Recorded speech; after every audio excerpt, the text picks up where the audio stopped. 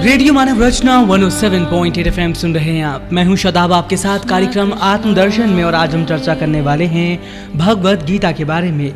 आज फिर हमारे साथ स्टूडियो में एक बार फिर से मौजूद हैं रागलेखा दासी जी, चरण आश्रित श्री श्री मद भक्ति वेदांत नारायण गोस्वामी महाराज जी की शिष्या।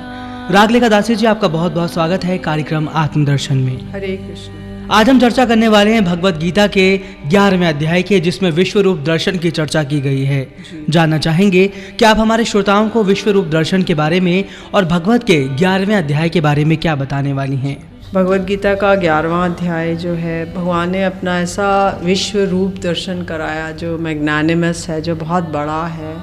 क्योंकि अर्जुन ने पहले इसको स्टार्टिंग से अगर लें तो अर्जुन ने बोला कि हे परमेश्वर, आपके ऐश्वर्य के विषय में जैसा आपने कहा, आपने अपनी विभूतियों की वर्णन किया, अब मैं आपके ऐश्वर्यमय रूप को देखना चाहता हूँ जी। पहले उन्होंने निवेदन किया श्री भगवान जी से, और फिर उन्होंने बोला कि जैसे हमारे टीकाकार वैष्णवाचार्य कहते हैं, यदि कोई कहे कि भाई अर्जुन तो एक सख्य भाव में है, तो वो क्यों भगवान का इतना ऐश्वर्यात्मक रूप देखना चाहते हैं। तो उन्होंने बोला कि जैसे कभी हम मधुर रस आस्वादन करने वाला व्यक्ति भी कभी कभी कोई नीम पत्ता या फिर वो खाता है, अचार आदि खाता है, तो ऐसे ही अर्जुन भी उनका इस तरह का दर्शन करना चाहते हैं, जिससे कि उनको अलग एक स्वाद आए, अलग एक वो पता चले। और एक उन्होंने इसलिए भी कहा क्योंकि वो अपने को कृतार्थ करना चाहते थे।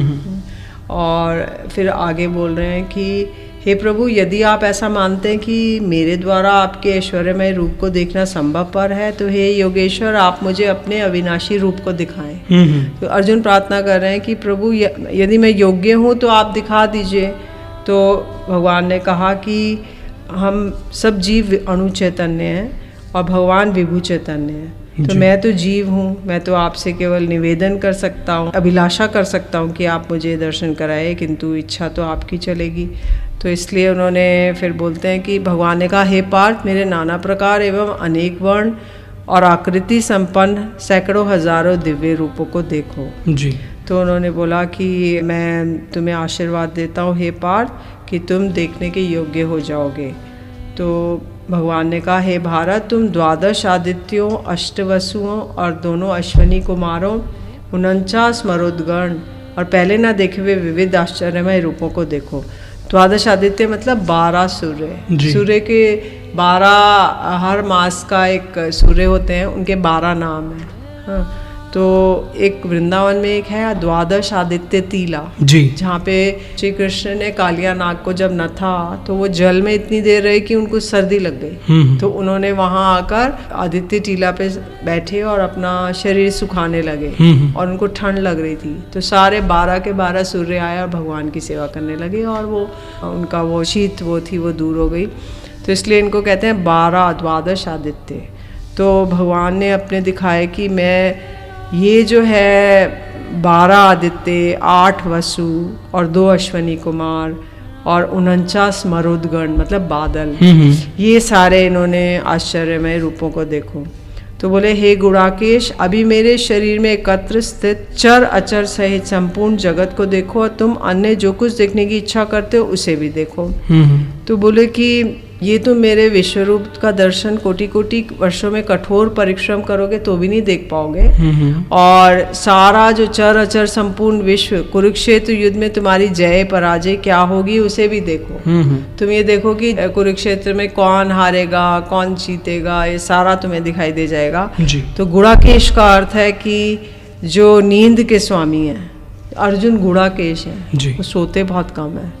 तो इसलिए बोले कि ये जो है सारा जगत का सारा व्यापार, ये सारा मैं तुम्हें दिखाऊंगा। अर्जुन कह रहे हैं, किंतु निश्चय ही तुम अपने इन प्राकट नेत्रों से मुझे देखने में समर्थ नहीं हो, अतः मैं तुम्हें दिव्य नेत्र प्रदान करता हूँ कि भाई इन नेत्रों से मुझे स्वच्छ रूप के दर्शन नहीं कर पाओगे, तो इसलिए मैं दिव्य नेत्र देखता हूँ जिसके द्वारा तुम मेरी ऐश्वरिक योग शक्ति का दर्शन करोगे। तो बोल रहे हैं कि इसमें बोलते हैं कि सनातन गोस्वामी जी कहते हैं कि एक बार श्री कृष्ण ने, यशोदा मैया ने उनने कन्हैया को गोदी में बिठाया, वो उनको स्तन पान करा रही हैं और उन कृष्ण मंद मंद मुस्कान कर रहे हैं। तो वो उनके कपोलों को चुम्बन करने लगी, जैसे माँ बच्चे को सहलाती है और प्यार करती है।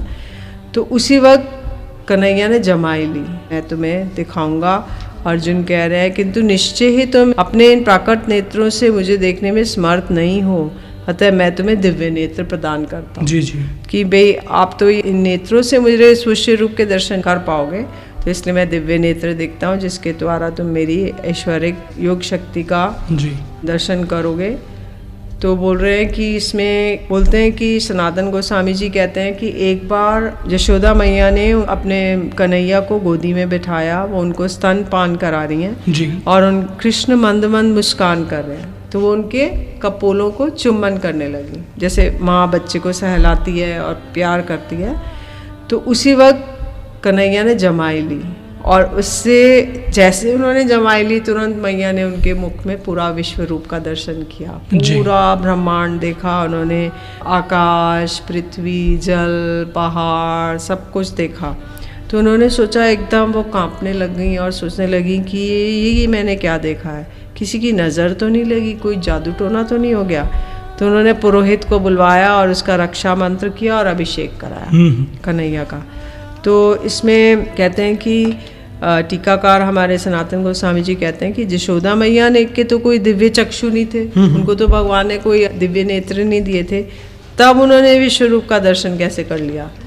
तो इसमें उसकी पुष्टि करते हैं कि जो ऐश्वर्य शक्ति है वो यशोदा मैया का विस्मय रस का आस्वादन कराती है और प्रेम को नवीनीकरण कर रही है। प्रेम को नवीनीकरण का अर्थ है कि प्रतिदिन कन्हैया और मैया है या अन्य रसों के जो वो हैं, तो कृष्ण एक एक रस पान करके थोड़ा सा वो हो जाते हैं, सैचुरेट हो जाते हैं, तो कुछ ऐसी लीला करते हैं जिसके द्वारा प्रेम नवीनीकरण आ जाता है। सबको लगता है अब तो कन्हैया गया बस, हाँ, कालिया आया, आगासुर आया, बकासुर आया, पूतना आई, तो लगता है अब तो कन्हैया बस मर जाएगा, लेकिन फिर दोबारा जीवित हो जाते हैं, तो वो एकदम उनका प्रेम जो है रिजुविनेट हो जाता है जी। तो प्रेम को नवीनीकरण करने के लिए लीला शक्ति जो है वो ऐसे कार्य करा रही है, यशोदा मैया को विस्मय में डाल रही है। यशोदा मैया एकदम विस्मित हो जाती हैं, सोचती है ये कैसे हो सकता है कि मेरे लाला, छोटा सा लाला है, इसके मुख में सारा ब्रह्मांड दिखाई दे रहा है, तो ये बड़ा विस्मित हो जाती हैं।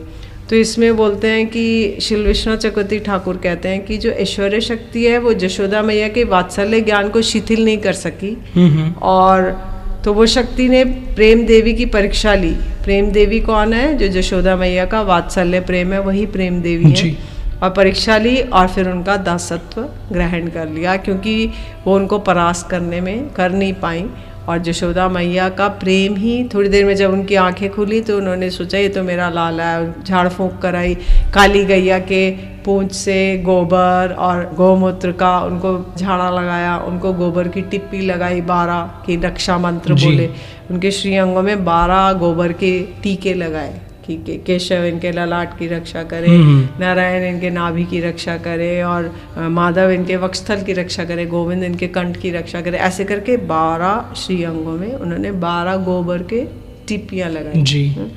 और एक और बार क्या हुआ कि श्री कृष्ण जब खेल रहे थे बालकों के साथ, तो उन्होंने एक मिट्टी का ढेला खा लिया।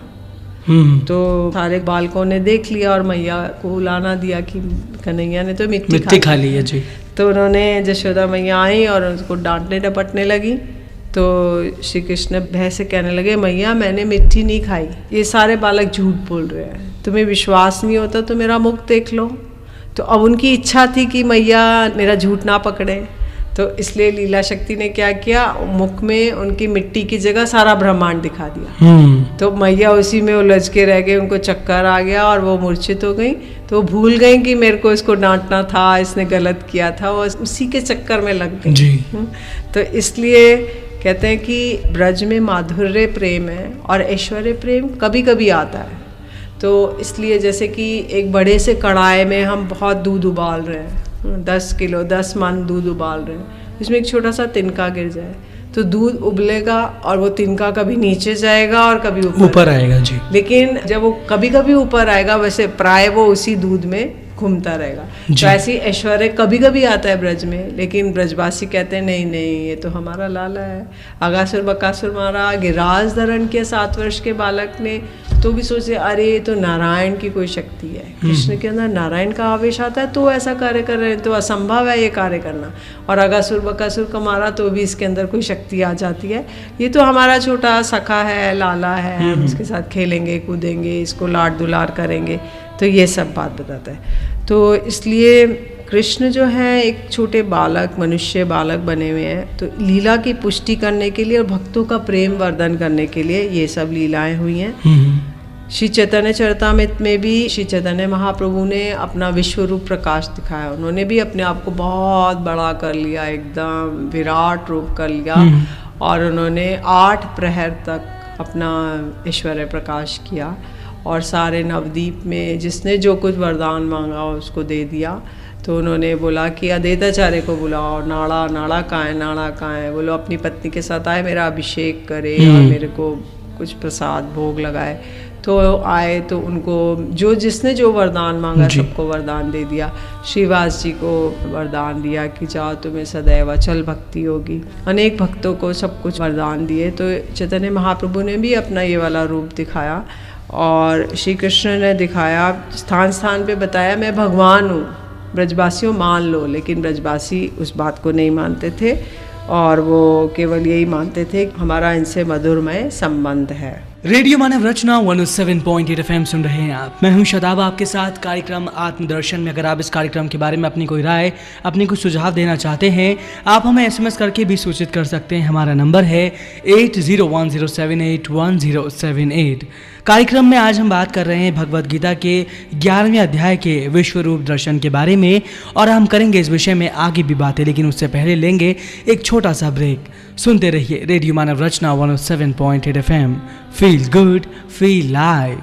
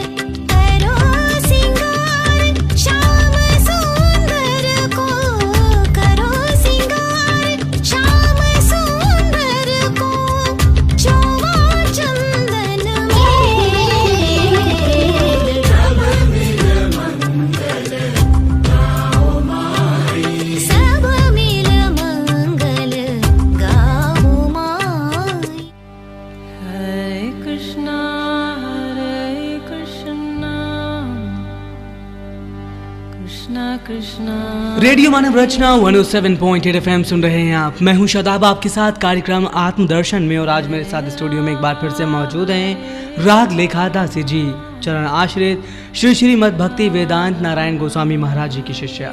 राग लेखा दासी जी, आपका पुनः स्वागत है रेडियो मानव रचना 107.8 FM में। हरे कृष्ण। ब्रेक पे जाने से पहले हम बात कर रहे थे भगवद गीता के 11वें अध्याय के विश्व रूप दर्शन के बारे में। जानना चाहेंगे कि आप हमारे श्रोताओं को अब क्या बताने वाली हैं, क्योंकि आपने हमें ब्रेक पे जाने से पहले बताया था कि एक बार भगवान श्री कृष्ण ने बचपन में मिट्टी खा ली थी, जिसकी शिकायत उनके मित्रों ने उनकी माँ से कर दी, और जब उनकी माता ने उनका मुख खुलवाया तो उन्होंने उनके ब्रह्मांड के सारे दर्शन कर लिए। इसके आगे क्या हुआ, क्या बताने वाले हैं आप? तो अर्जुन ने, संजय कह रहे हैं, संजय क्योंकि धृतराष्ट्र जी को सारा वृत्तांत सुना रहे हैं जो महाभारत के युद्ध में हुआ था।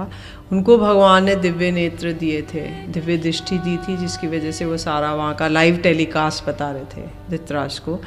तो बोलते हैं, संजय कह रहे हैं, राजन, इस प्रकार कहने के बाद महायोगेश्वर श्री हरि ने अर्जुन को अपना परम ऐश्वर्यमय रूप दिखलाया। तो बोलते हैं कि धृतराष्ट्र सोचते थे मेरे पुत्रों की विजय हो, लेकिन अर्जुन के लिए तो ये लग रहा था कि वो उनकी विजय होगी, किंतु ये सब धृतराष्ट्र के पुत्रों की विजय नहीं होगी, ऐसा उनको मन में ख्याल आ गया जी। अब उसके बाद बोल रहे हैं, यदि 1000 सूर्य की प्रभा एक साथ उदित हो आकाश में, तो कदाचित वे प्रभा उन महात्मा विश्वरूप के प्रभा के समान हो। तो विश्वरूप जी का इतना प्रकाश था, इतना प्रकाश था, जैसे 1000 सूर्य आकाश में उदित हो गए हो। तो एक साथ एक सूर्य का इतना प्रकाश है, तो 1000 अगर उदित हो जाएंगे तो कितना प्रकाश होगा। तो ऐसा प्रकाश था विश्वरूप जी का। फिर उसी वक्त अर्जुन ने देवों के देव विश्वरूप के उस विराट शरीर में अनेक रूपों में विभक्त समग्र विश्व को एकत्र स्थित देखा।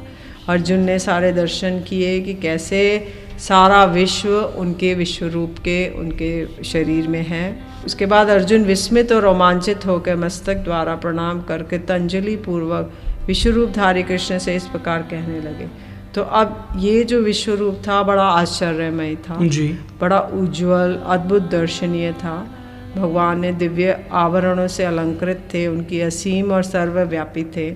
तो ऐसा भयानक दर्शन करके अर्जुन कहीं भाग तो नहीं गया। धृतराष्ट्र जी ऐसा आशंका कर रहे हैं और संजय से पूछ रहे हैं कि कहीं अर्जुन भाग तो नहीं गया इतना भयानक दर्शन करके।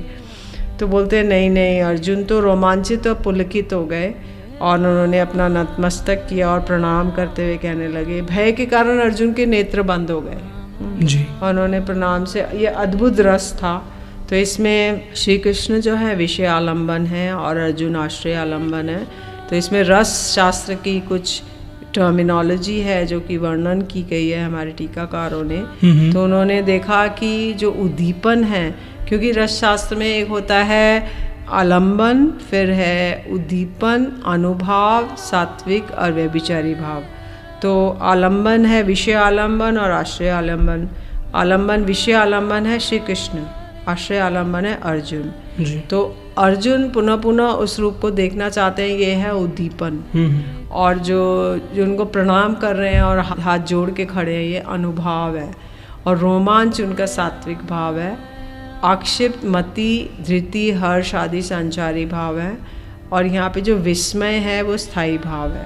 तो कहते हैं कि इन स्थायी भाव के ऊपर अगर सामग्री आ जाए तो विस्मय रस को प्रकाशित कर रही है। तो अर्जुन ने कहा, हे देव, मैं आपके शरीरों में समस्त देवताओं, अनेक जीव समुदायों, कमल आसन पर विराजमान ब्रह्मा, शिव आदि दिव्य ऋषियों को और सर्पों को देख रहा हूँ। तो बोले कि हे देव, आपके शरीर में मैं तो सभी कुछ देख रहा हूँ, जितने भी जीव समूह हैं और ब्रह्मा हैं और शिव हैं और सर्प हैं, ऋषि लोग हैं, वो लोग उनमें सब देख सकता हूँ जी। और आपका जो विश्व रूप है, आपकी असंख्य बाहु हैं, असंख्य उदर हैं, असंख्य मुख हैं, असंख्य चक्षु हैं और मैं सब अनंत स्वरूपों को सर्वत्र देखता हूँ और आपका आदि मध्य अंत कुछ भी नहीं देखता हूँ। ना आपका ओरिजिन है, ना आपका मध्य है, ना अंत है।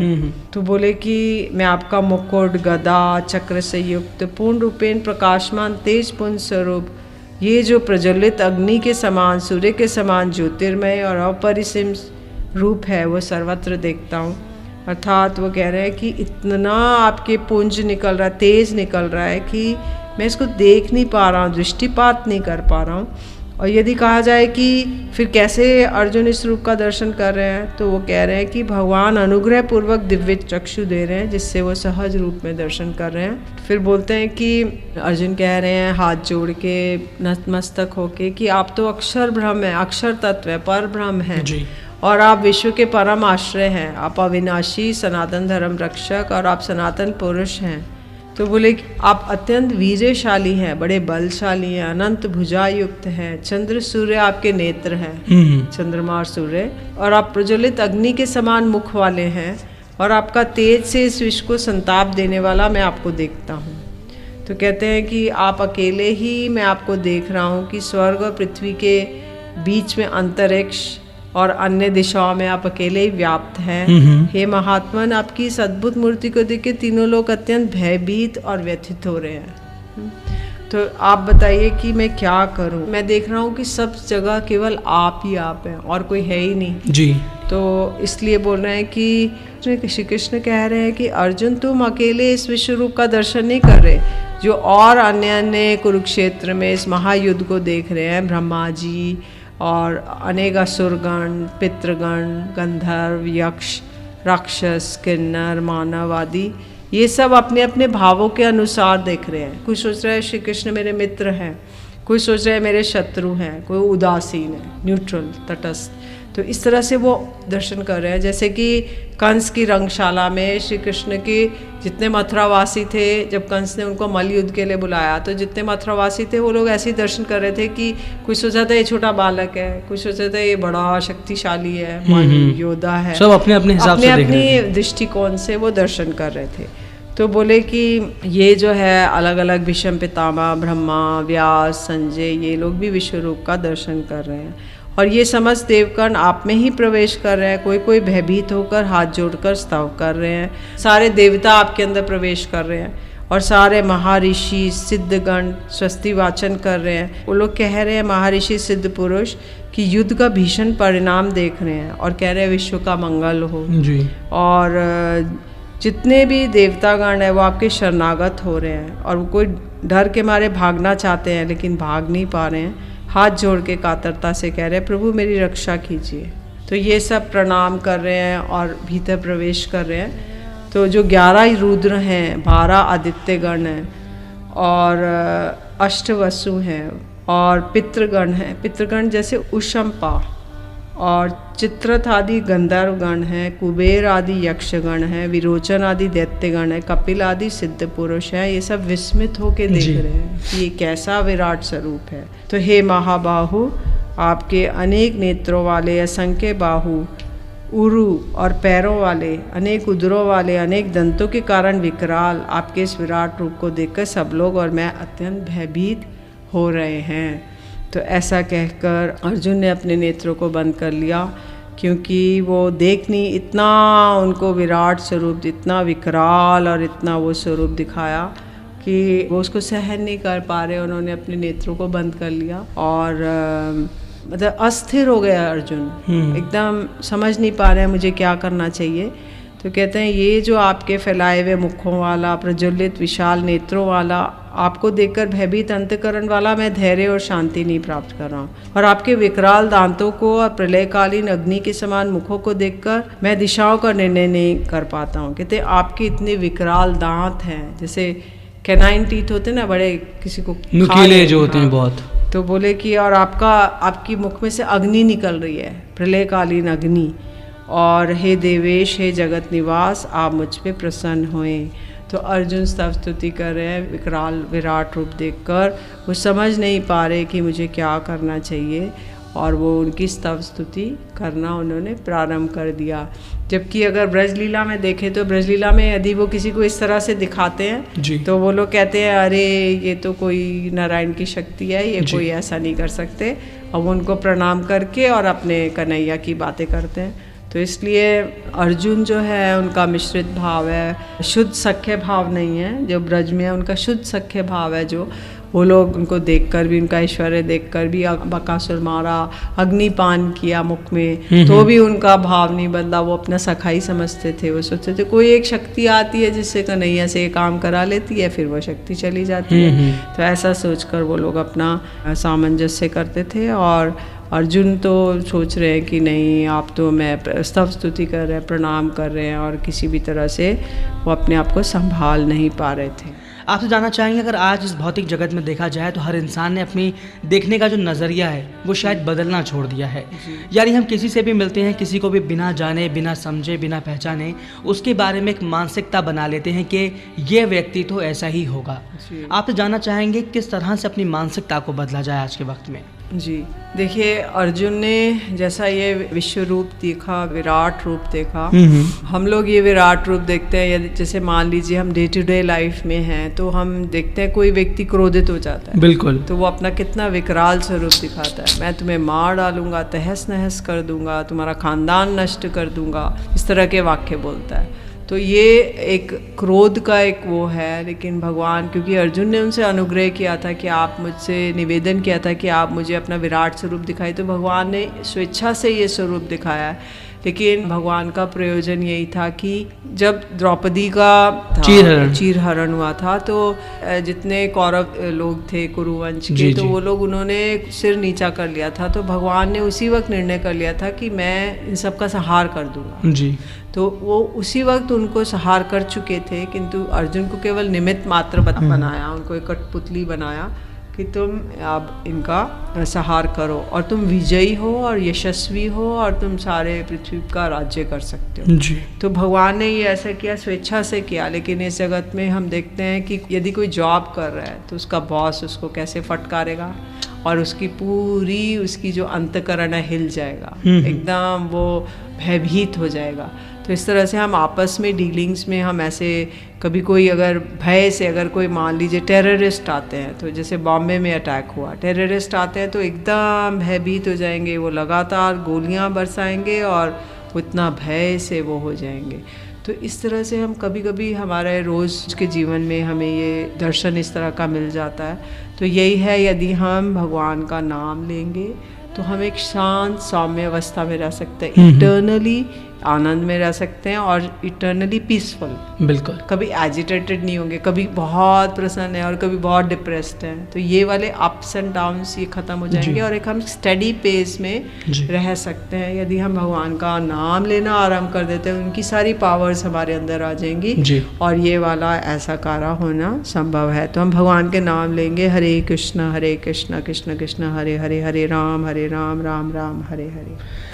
रागलेखा दासी जी, आपसे एक सवाल और जानना चाहेंगे। हमने जैसे कि पहले बात की अपने सवाल में मानसिकता को बदलने की, लेकिन अब जानना चाहेंगे कि हम सभी जानते हैं जीवन है तो मृत्यु अनिवार्य है, लेकिन आज के वक्त में अगर कोई व्यक्ति किसी के साथ कुछ गलत व्यवहार कर रहा है या किसी प्रकृति के साथ कुछ गलत कर रहा है, किसी जानवर के साथ कुछ गलत कर रहा है, उसको रोको, तो आदमी से ये कहता है कि किसने देखी है मृत्यु, जब मरेंगे तब का तब देखा जाएगा, लेकिन आज की जो ज़िंदगी है वो हमें जीने दो। जानना चाहेंगे कि मृत्यु के बाद भी हमारे जो कर्म है वो हमारा साथ नहीं छोड़ते, हमारी आत्मा को हमारे कर्मों का जो भोग है वो भुगतना पड़ता है। जी जी जी, बहुत सुंदर प्रश्न किया आपने शादाब भाई। तो ये है कि हम जो भी कर्म कर रहे हैं उसका फल हमें मिलेगा। मतलब जैसे कि for every action there is equal and opposite reaction. एक स्प्रिंग को हम नीचे दबाएंगे तो वो वापस बाउंस बैक ऊपर आएगा। तो ऐसे ही हम जो भी कर्म कर रहे हैं उसे हम उसका फल मिलेगा। अब ये फल हो सकता है इस लाइफ टाइम में हमें मिले, हो सकता है नेक्स्ट लाइफ टाइम में मिले, हो सकता है 10 लाइफ टाइम के बाद मिले। तो जब वो मेच्योर होगा, जैसे आप एक बीज लगाते हैं तो पौधा बड़ा होता है, फिर उसके बाद पेड़ बनता है, उसके बाद उसमें फल लगता है, हो सकता है आम के पेड़ में 20 साल लग जाए। तो ऐसे ही जो ये पाप का बीज अगर हम बोएंगे तो पाप का पौधा निकलेगा, एक न एक दिन मिलेगा, एक न एक दिन वो मिलेगा ही। तो ऐसा हम सोचते हैं अरे मैं जंगल में जाके किसी का मर्डर कर दूंगा, कोई तो देखेगा नहीं, है ना। लेकिन वहाँ पे जो पवन देवता है और जो पृथ्वी देवी है और जो अन्य अग्नि देवता है, सूर्य देवता है, ये सब साक्षी हैं। तो वो लोग इस चीज़ का, और परमात्मा रूप में भगवान हमारे साथ है सब समय, तो उनके रजिस्टर में ये रजिस्टर हो गया पाप। तो ऐसा नहीं सोचेंगे कि कोई नहीं देख रहा तो कुछ नहीं हो रहा, सब कुछ हो रहा है। उसका हमें फल या तो इस लाइफ टाइम में या अगले, या ह्यूमन बीइंग बन के लेना पड़ेगा, या फिर नरक लोकों में जाकर मरने के बाद वहाँ पे निवास करके 26 प्रकार के नरकों में इसका पाप का फल भुगतना पड़ेगा। रागलेखा दासी जी, ये तो बात हुई हमारे सवालों की, लेकिन अब वक्त है हमारा यहाँ से जाने का। तो जाते जाते आप हमारे सभी श्रोताओं को क्या एक संदेश देना चाहेंगे अपनी तरफ से? जी, देखिए भगवत गीता भगवान ने हम सब के रोज़मर्रा जीवन के लिए कही है। तो भगवान के इस तरह के दर्शन, और वो मतलब भगवान का कलयुग में इस तरह का दर्शन नहीं मिलेगा। अगर भगवत साक्षात्कार करना है, भगवान के दर्शन करने हैं, तो उसका तरीका केवल एक ही है कि भगवान का नाम करें। नाम के द्वारा ही भगवान का नाम करना ही भगवत साक्षात्कार। बिल्कुल। तो भगवान का नाम करने से उनके दर्शन हो गया ऐसा मानना चाहिए। ये नहीं सोचना चाहिए कि इसमें साक्षात भगवान आएंगे और हमारे को वो दर्शन देंगे और हम कृतार्थ होंगे तभी इसके लिए हम करेंगे। तो केवल हम ये महामंत्र का, सुंदर नामों का, भगवान का उच्चारण करते रहें तो हमारी बाकी सब जो हैंडलिंग है वो स्वयं श्री कृष्ण ही करेंगे और अन्य और कोई भी यमदूत, यमराज या यम की यातना या नरक लोक की यातनाएं हमें नहीं भुगतनी पड़ेंगी। रागले का दासी जी, हम आपका तहे दिल से शुक्रिया अदा करना चाहेंगे रेडियो मानव रचना 107.8 FM के सभी श्रोताओं की तरफ से, अपनी टीम की तरफ से। आज आप आए हमारे स्टूडियो में और आपने हमें भगवत गीता के 11वें अध्याय के बारे में जानकारी दी और आपने हमें ये भी जानकारी दी विश्व रूप दर्शन क्या है भगवान श्री कृष्ण का। इसके लिए बहुत बहुत शुक्रिया। हरे कृष्ण। लेकिन दोस्तों, आप कहीं मत जाइए। अगर आप इस कार्यक्रम के बारे में अपनी कोई राय हम तक पहुंचाना चाहते हैं, आप SMS कर सकते हैं हमारे नंबर 8010781078 पर। सुनते जाइए रेडियो मानव रचना 107.8 FM पर आने वाले और भी प्रोग्राम्स को। Feel good, feel live, feel live, feel live, feel live.